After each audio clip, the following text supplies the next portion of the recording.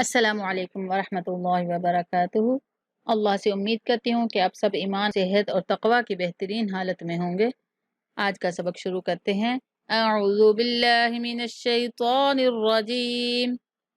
من الشیطان پڑھیں گے، من الشیطان نہیں پڑھیں گے، من الشیطان الرجیم۔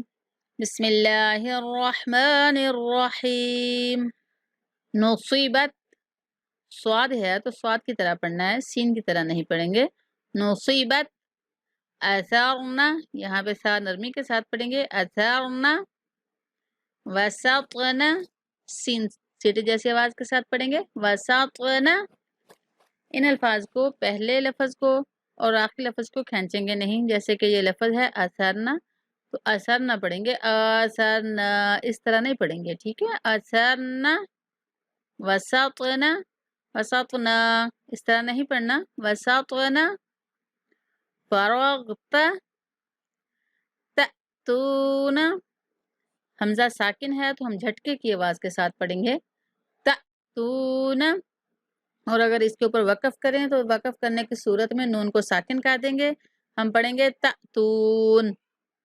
اسی طریقے سے یسقون، اور وقف کی صورت میں یسقون۔ یفعلون، وقف کی صورت میں یفعلون۔ یعملون، وقف کی صورت میں یعملون۔ یعلمون، وقف کی صورت میں یعلمون۔ یضحکون، وقف کی صورت میں یضحکون۔ یکسبون، وقف کی صورت میں یکسبون۔ یدخلون، دال پہ قلقلہ کریں گے اور وقف کی صورت میں ہم پڑھیں گے یدخلون۔ ینظرون، وقف کی صورت میں ہم پڑھیں گے ینظرون۔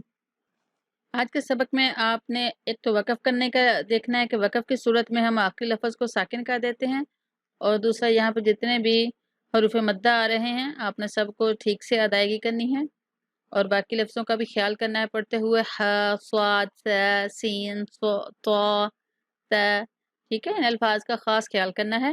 اللہ تعالی ہم سب کو قرآن کو سمجھ کر پڑھنے کی توفیق عطا فرمائے۔ مجھے دعاؤں میں یاد رکھا کریں۔ السلام علیکم ورحمۃ اللہ وبرکاتہ۔